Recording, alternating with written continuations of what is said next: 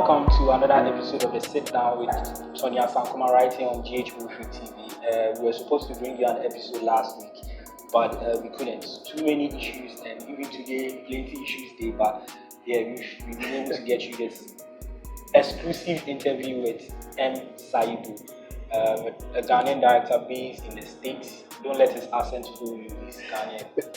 Yeah, he's 100% Ghanaian. And we're talking about contracts on this particular episode. So before you even get to the end, I'll urge you to hit the subscribe button, hit the bell so you get updates on all our latest episodes on GH Movie TV. Yeah. Yo, Sayibu, what's up? What's good, man? It's been a minute. Yeah, a long time. Yeah. I mean, we've been planning to do this forever. Yeah. But like, probably like a year now, right? Yes. Yeah. Finally, it took us a long while, but it's good to finally get to do this. Welcome back to Ghana. Thank you. I'm happy to be back, heat and all. Alright, so for those who don't know this cat, he's a director for Slumber Party, The Northern King. What's this other one you shot in the US? Men Don't Cry. Men Don't Cry. And it was shortcut. one for the first one. Well, I did This Line of Work. Of work, yes. Yeah.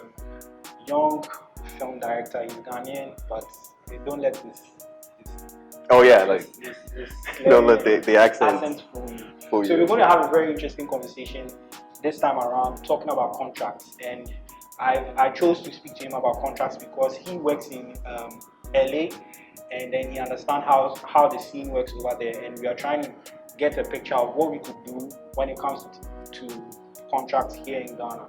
So yeah, before we even go to that main topic, let's talk about your work so far as a film director and a producer. Right. What year did you shoot The Northern King in Ghana? That was in 2016, 2017. Like, we started late 2016, and I think we finished it around January 2019. So that was the first film you shot in Ghana? Yeah, that was my first real film. Overall, what would you say was the biggest challenge for shooting here in Ghana for the first time, especially being someone who didn't start filmmaking over here in Ghana? What was the challenge for you? Yeah, funny enough, it was actually harder to get that project off the ground here than it was like if I had tried to do it overseas. And before we even started on that, I had done something called like an option in the States, which usually means like a studio looks at the script and they're like, hey, we like it, and they probably say something like, okay, if you're able to bring it up to this place, we'll do it for you, or if you do it yourself, we want to be the first person to see it. Okay. So I chose the second one, which is the do it yourself. And at that time, now I can't talk about them because it didn't go through, so NDAs and stuff like that. But at that time, I actually had like a good backing and stuff like that coming in. So I came in way overconfident with how this was gonna go. You know, like I was thinking it's gonna be like the Hollywood style. We're gonna meet people, which I did. I did Hollywood style meetings with people that I wanted to work with and stuff like that.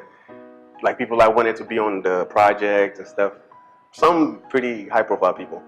But then eventually once that we lost funding, I had to go guerrilla style on it. So we ended up so what you saw basically, it was supposed to be a 200,000 budget movie, and we ended up doing it with 2,000. Wow. But thankfully, regardless of all that, we were able to get something that Amazon was very interested in, which opened up my real, kind of put me into the industry for real. Because once you're with people like Amazon Prime and, other people kind of that I can't mention are looking at your stuff, you're kind of in a good place, So would you say The Northern King, being your first project here in Ghana, was successful? Yeah, actually, it was successful in many different ways. Starting from the fact that we ended up having to do a $200,000 movie on a 2,000 CD budget. Okay, Think about that. $200,000. Yes. What's the idea? That was the idea. And then you ended up shooting on 2,000 CDs. Wow. So if you ask anyone who has actually worked on that, we're going to get into contracts in a little bit. But before then, just preface, they're going to tell you a lot of them have not even recouped from that movie.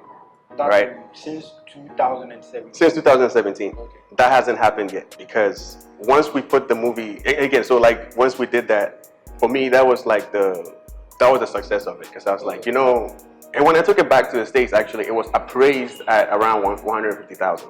450,000. Exactly. So for me, I was very baffled by that because I was like, okay, we did this for nothing in Hollywood terms, honestly. In fact, like a $200,000 movie is still nothing. They call that ultra low budget. Like ultra, I mean, you're so poor, we can't register you. So, you know, so for me, that was the success. And then the Amazon thing came. I did make a few mistakes back in those days with who I wanted to distribute the movie. But then the Amazon deal was able to sort of open a whole different door for me. So that was the success of that. Yeah. Thinking was successful. Then after that, you came back and then you shot a horror flick, right? The Slumber Party, which had a lot of. Yeah. Oh man, you probably know a little bit of the background of my shooting it and stuff like that. I know you faced a lot of challenges with having. You more or less had suffered a bad rep after the Northern King, right? And then you came down to shoot Slumber Party, and there were more issues, and there were rumors on the shoot, so you couldn't really pull it off the way you wanted to. Right.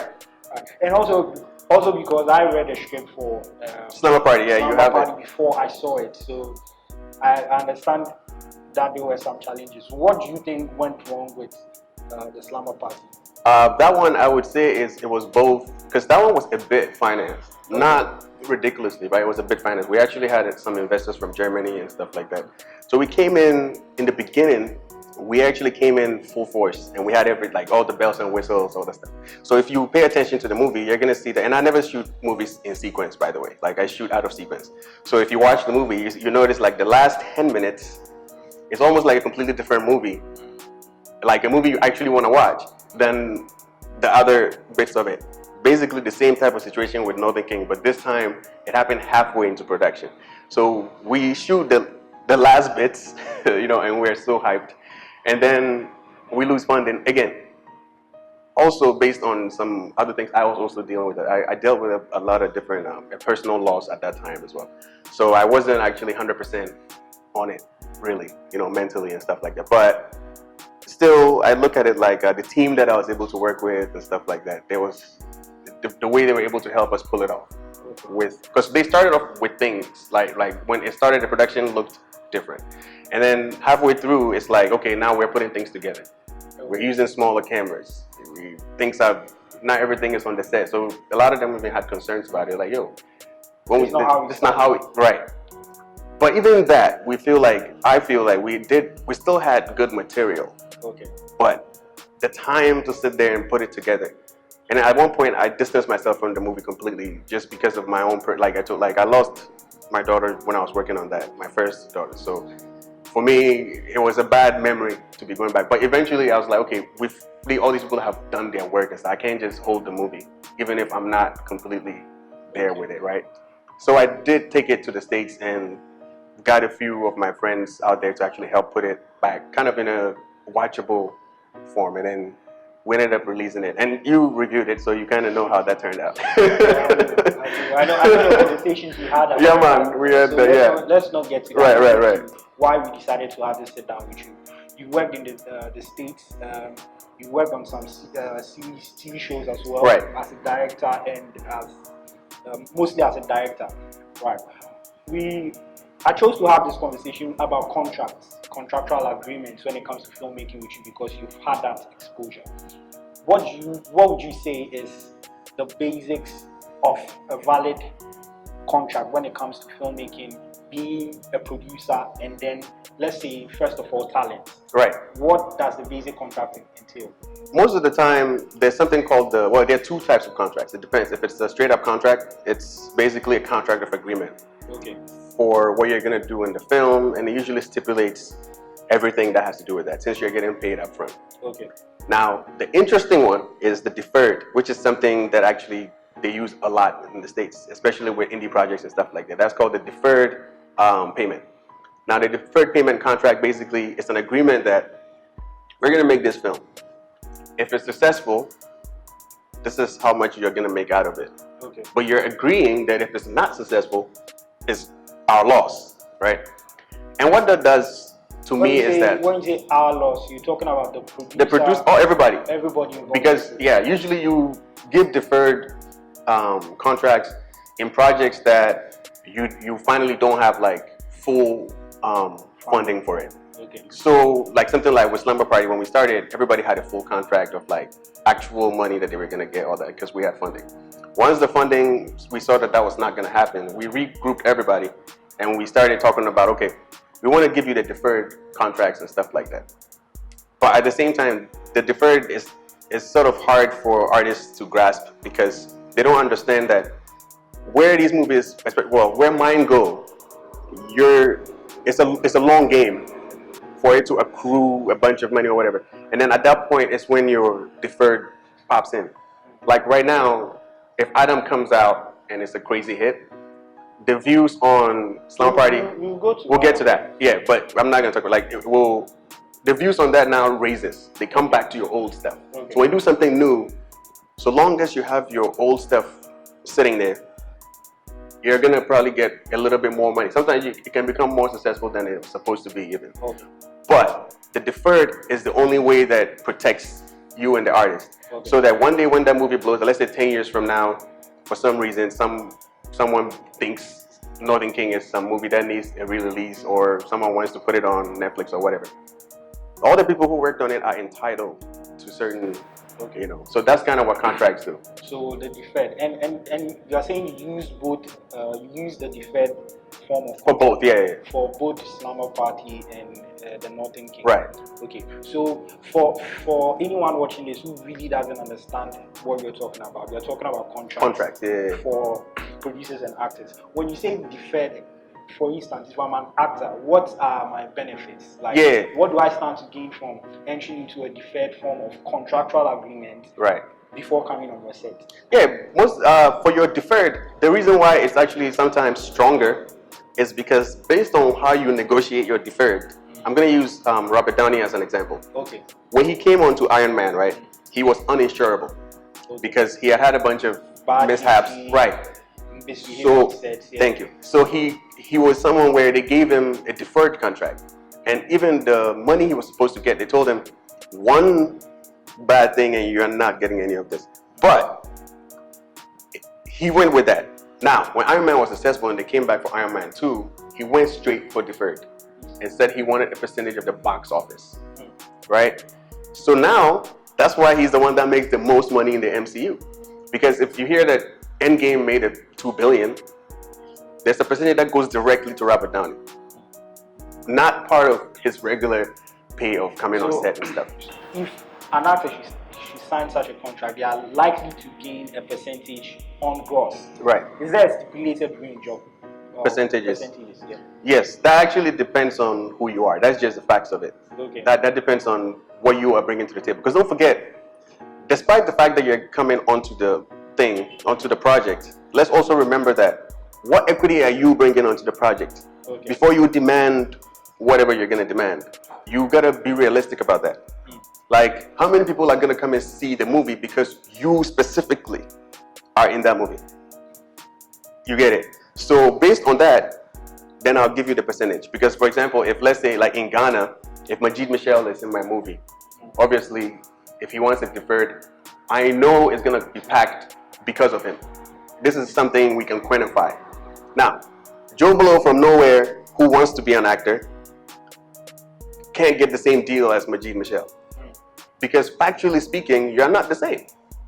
You're not on the same journey and you're not in the same place on the journey. Sure, next year you could do something and become the big guy.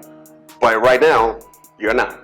So that's was something I actually faced a little bit because when we sat down with people to negotiate and stuff, there were people who were going a bit crazy with it. And that was if people are wondering why I would refuse to give them certain percentages and stuff, is because I don't know the equity you're bringing on here to depart that to you. So let's say we are negotiating now. What's the highest I could get? As an actor? Yes, yeah. I think the highest any actor in history that I know of is like 20%. 20%. That's the highest that I know of.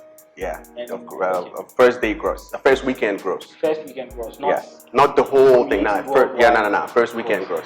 So sometimes it's a hit or miss because let's say the movie starts off low, but then it gets legs later. Yeah, so you're still stuck with the first weekend gross. First But there's still adjustments. It all depends on what industry you're working I think contracts are very important when it comes to any form of business because it allows you the leg room to actually negotiate and have binding agreements with people. So you could still actually argue for, let's say, 20% on opening weekend and still argue for maybe 10% for the rest. Or 5% on any back end. Right. Deals. But what that also does, one important thing it does for me as the producer is it makes me make sure that anyone who doesn't meet the requirements, you can, because they agree that if they don't meet the requirement, it's in there. It's actually in the contract where it says these things are only going to be done only if certain things happen. Certain things like what? Like promoting the movie, showing up to the premiere, actually making a point to funnel people to it. You get it? But usually what they say in the contract is they say that things that are traditionally associated with, so it's very general. So a lot of the actors, I think they don't understand that. It's such a general statement, but what that statement means is things that are traditionally required of you. Yeah. So if someone doesn't show up at the premiere, that's grounds for me to not pay you. Okay. You get it? If I don't see you promoting it on online and all that stuff, that's grounds. If you don't attend press runs, right? You don't do all those things. That's grounds for me to not pay you because you agreed that if you don't do that, I should not pay you. Maybe the English wasn't what you thought it was, but that's what it meant. You know? Don't you think these are a bit too stiff for the Ghanaian filmmaking space? No, because listen, if you want to, they say there's something we say in Hollywood: fake it till you make it. If you want to be taken seriously somewhere else, you start doing it the right way at the lowest level possible. So it's normal to you. If you do this if you do 3 projects with contracts, you may not. Even the artist will not want to do one without one anymore. That's actually, like, once you become used to that, it's a protection. It's such an ironclad protection because that's also how you come back and get your money. Because sometimes you can know that, let's say the movie is going to flop, even if you know this. But you still want to have your money at some point. So don't sit at home. Come. So once you arrive, you do all your things, then you have the grounds to stand on. Whether the movie made money or not, that's not your problem. Because you and the guy have a contract and they're going to have to pay you that money. Because you did your part. You get it. So if they're going to have to get a loan or whatever, which is funny because actually I was discussing that with one of those people this morning. So okay, so you're going to get so if you're watching this and this dude owes you, probably you're going to get some money. Yeah, you'll probably get paid soon. Okay. Don't quote me, man. Don't send me this video and ask me for anything. Alright, back to seriousness. Like, I really wanted us to have this conversation because it's a back and forth thing when it comes to this space, because a lot of actors go on sets and do not sign any contract. They just show up and they are put into character, they are thrown into roles. Right. They do crazy stuff and they don't know where or how to start chasing for their money. Okay, so if you are watching this is something you should learn. If you are going into any production, you should be willing to sign a contract. No matter how small the production is, it's better you ask for a contract for your own security because you don't want to get screwed out of your money. Okay, so now let's go further. You're working on a new project, which is ATF, Adam the First, science fiction. Ghanaian filmmaker attempting to do science fiction. Why that story? Why aren't you telling the usual comedy? Why aren't you going back to telling a horror film? Or why aren't you doing another crime thriller like you did with Northern King and stuff? When I did Northern King, at that time, that was really just me trying to get my sort of feet wet with film. And it was a project that sort of came to me in a very interesting way that got me very tied to it. Slumber Party, I did it on purpose, purposely for Ghana. It was specifically a Ghanaian movie. It wasn't even the sensibilities of it. I didn't use any of my own sensibilities and stuff. Going into Adam, before that, I was supposed to do another project, but because that didn't go the way I was looking at it, Adam came to me in a way that, in discussions that I was having with Bex about different things, you know, like that we could do and stuff. And this story has been with me for a very long time. But I needed a right actor to be able to sort of carry it, because it's a one-man story. Okay, so that was the reason why you chose Bex to play the role. Correct, because you probably talked to him at some point, but he's to me one of the few actors in the country that actually understand what it's about, you know, and that's all I'll say about it. So he gets it. That's what I'll say. He gets it, and also he's a producer on it, which you always need that person who supports your crazy ideas.